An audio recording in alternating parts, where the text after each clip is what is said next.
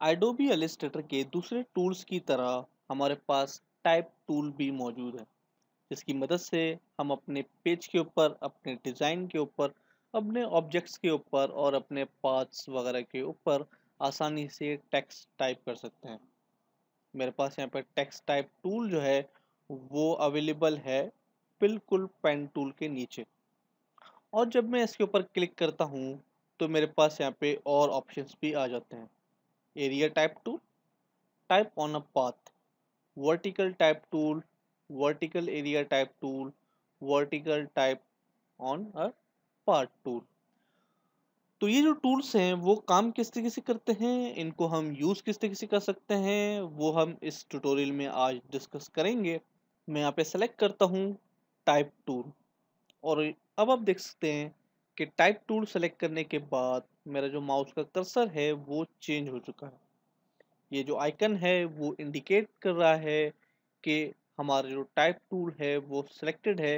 अब हम अगर किसी भी जगह इस पेज के ऊपर क्लिक करेंगे तो वहाँ हमारा टाइप टूल एक्टिवेट हो जाएगा और हम यहाँ पे कुछ भी लिख सकते हैं। तो फॉर एग्जांपल मैं यहाँ पे लिखता हूँ उर्दू टेक्स्ट। फॉन्ट्स बिल्कुल छोटा होने की वजह से हमें अभी ये टेक्स्ट साफ नज़र नहीं आ रहा। तो इसको क्लियर करने के लिए मैं अपने कीबोर्ड में से प्रेस करूँगा कंट्रोल+A, ताकि मेरा जो भी टेक्स्ट है वो सिलेक्ट हो जाए। और उसके बाद बिल्कुल ऊपर आप देख सकते हैं फाइल मेन्यू के नीचे मेरे पास यहाँ पे जो भी ऑप्शंस हैं टाइप टूल के वो तमाम मेरे पास यहाँ पे मौजूद है। मैं चाहूँ तो इसका कलर चेंज कर सकता हूँ, इसके ऊपर स्ट्रोक अप्लाई कर सकता हूँ, और इसकी जो ऑपेसिटी है वो कम कर सकता हूँ, इसका फॉन्ट साइज चेंज कर सकता हूँ और इसका फॉन्ट चेंज कर सकता हूँ, और इसकी जो फॉन्ट टाइप है इटैलिक, बोल्ड, बोल्ड इटैलिक वगैरह वगैरह वो भी मैं यहाँ से आसानी से चेंज कर सकता हूँ। और इसके बाद मेरे पास यहाँ पे अलाइनमेंट वगैरह के भी ऑप्शंस हैं, लेकिन फ़िलहाल मैं इसका साइज़ यहाँ से इंक्रीज़ कर देता हूँ और इसका कलर जो है मैं यहाँ से चेंज किए देता हूँ। अब आप देख सकते हैं कि हमारा ये जो टेक्स्ट है वो ऑरेंज कलर का है और इसका जो साइज़ है वो 72 पीटी है। तो इस टेक्स्ट टूल की मदद से हम बहुत ही बेहतरीन किस्म के इफ़ेक्ट्स दे सकते हैं। फॉर एग्जांपल मैं यहाँ पे अगर कोई पाथ क्रिएट करूँ, मैं यहाँ से सिलेक्ट करूँगा पेन टूल और मैं यहाँ पे कोई भी पाथ क्रिएट करूँगा। अब देख सकते हैं मैंने यहाँ पे एक कर्वी पाथ क्रिएट किया है। और अब अगर मैं यहाँ से टाइप टूल सेलेक्ट करूँ और यहाँ पे ले जाके क्लिक करूँ तो मेरे पास इस पाथ के ऊपर हमारा जो टेक्स्ट है वो टाइप होगा। लेकिन उससे पहले आपने नोट किया होगा कि मेरा जो कर्सर का आइकन है वो चेंज हो चुका है।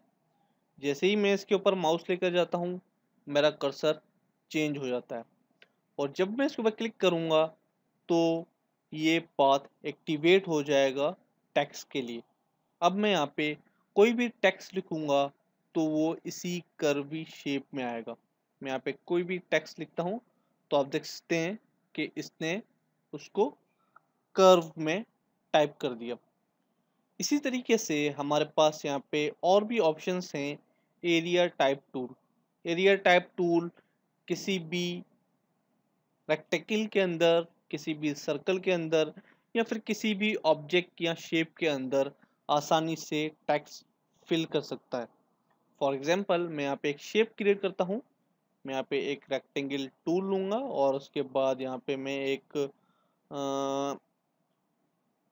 राउंड शेप क्रिएट करूँगा इस तरीके से, और अब मैं इन दोनों शेप्स को मर्ज कर दूँगा।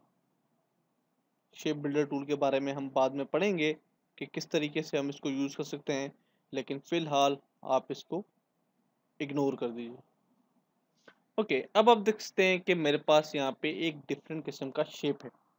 अगर मुझे इसके ऊपर टेक्स्ट लिखना हो, मैं चाह रहा हूँ कि यहाँ से मेरा टेक्स्ट स्टार्ट हो और बिल्कुल ये जगह सारी जो है वो टेक्स्ट से फिल हो, तो मैं यहाँ पे इस्तेमाल करूँगा टेक्स्ट टूल का। जैसे ही मैं इसको सेलेक्ट करूँगा और यहाँ पे क्लिक करूँगा तो हमारे लिए ये एक्टिवेट हो जाएगा। मैं यहाँ पे कोई भी फॉन्ट लिख देता हूँ और उसके बाद मैं इसका साइज़ जो है वो छोटा कर दूँगा।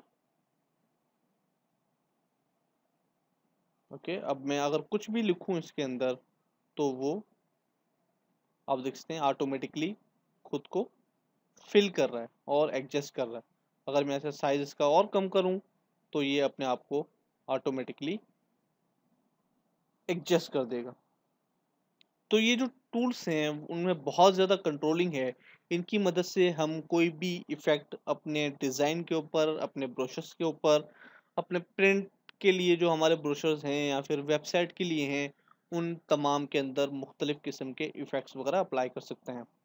तो इसी तरीके से हमारे पास यहाँ पे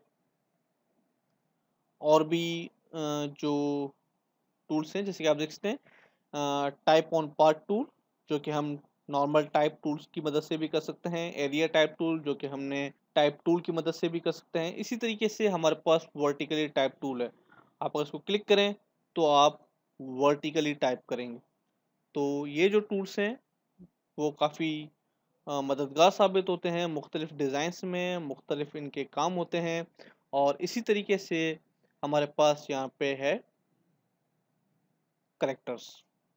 आप देख सकते हैं हमारे पास जो टाइप्स के ऑप्शंस हैं वो यहाँ पे भी मौजूद हैं और उनमें क्या क्या कंट्रोलिंग है अब हम डिस्कस करने जा रहे हैं। और मैं यहाँ पे कोई टेक्स्ट लिखूंगा, यहाँ पे नॉर्मल टाइप टूल सेलेक्ट करूंगा और यहाँ पे टेक्स्ट लिख दूंगा। कोई भी टेक्स्ट जो कि जगह फिल कर सके वो मैं यहाँ पे लिख दूंगा। और अब आप देख सकते हैं कि हम इसमें क्या कर सकते हैं। मैं यहाँ से आसानी से फॉन्ट्स चेंज कर सकता हूँ जो फॉन्ट मुझे चाहिए। आप देख सकते हैं मेरे पास यहाँ पे काफ़ी सारे फॉन्ट्स हैं मेरे कंप्यूटर में, और ये तमाम फॉन्ट्स आप इंस्टॉल कर सकते हैं अपने अपनी फॉन्ट्स डायरेक्टरी में, जो कि विंडोज़ में होती है। चाहे वो विंडोज़ 7 है, विंडोज़ एक्सपी है या फिर कोई और विंडोज़ है, डिपेंड करता है आपके ऑपरेटिंग सिस्टम पे। और आप इंटरनेट से डाउनलोड करके ये तमाम फ़ॉन्ट्स जो हैं वो इसमें इंस्टॉल कर सकते हैं। तो मेरे पास यहाँ पे काफ़ी सारे फ़ॉन्ट्स हैं।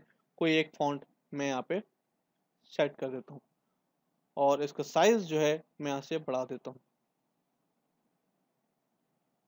अब आप देख सकते हैं कि मेरे पास यहाँ पे और भी काफ़ी सारे ऑप्शंस हैं।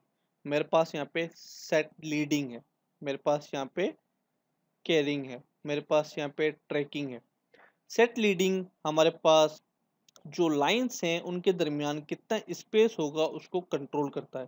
जैसे कि आप देख सकते हैं हमारे पास यहाँ पे 43.2 पीटी पर लाइन स्पेस है। अगर मैं इसको इंक्रीज करना चाहूँ तो मैं इसको बढ़ा सकता हूँ, अगर मैं इसको कम करना चाहूँ तो मैं इसको आसानी से कम भी कर सकता हूँ। और अब आप देख सकते हैं कि मैंने इसको ज़्यादा कम कर दिया तो ये एक दूसरे के ऊपर आ गया टेक्स्ट, लेकिन मैं इसको नॉर्मल पोजीशन में लेकर आता हूँ और थोड़ा सा स्पेस भी दे देता हूँ। उसके बाद हमारे पास यहाँ पे ट्रैकिंग है।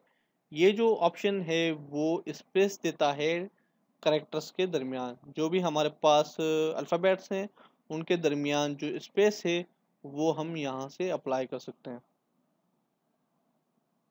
ओके। और इसी तरीके से हमारे पास यहाँ पे रोटेशन है, हम अपने टेक्स्ट को रोटेट कर सकते हैं। आप देख सकते हैं मैं अपने टेक्स्ट को जब रोटेट यहाँ से इंक्रीज कर रहा हूँ तो आप देख सकते हैं कि हमारे जो करेक्टर्स हैं, हमारे जो अल्फ़ाबेट्स हैं वो कम्प्लीटली रोटेट हो चुके हैं। और ये सारे ऑप्शंस जो हैं मैं इसको नॉर्मल पोजीशन में लेकर आऊँगा, ज़ीरो पे कर दूंगा, बल्कि सेलेक्ट ऑल करके ज़ीरो कर दूंगा ताकि ये नॉर्मल पोजीशन में आ जाए। और इसका साइज़ जो है वो थोड़ा सा छोटा कर दूंगा। ओके।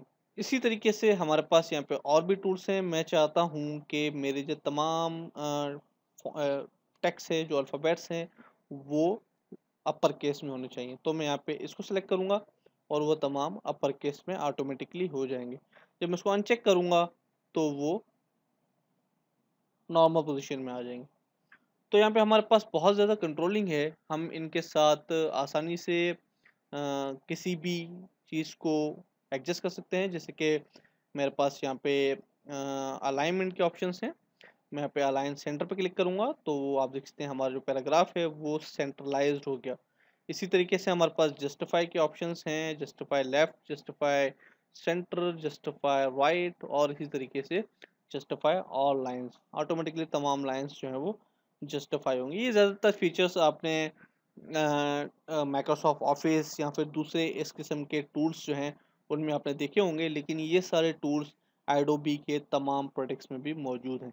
जैसे कि हमारे पास इन डिज़ाइन हो गया, एडोबी फोटोशॉप हो गया, एडोबी इलस्ट्रेटर हो गया, और दूसरे जो टूल्स हैं उन तमाम में भी ये तमाम फीचर्स मौजूद हैं।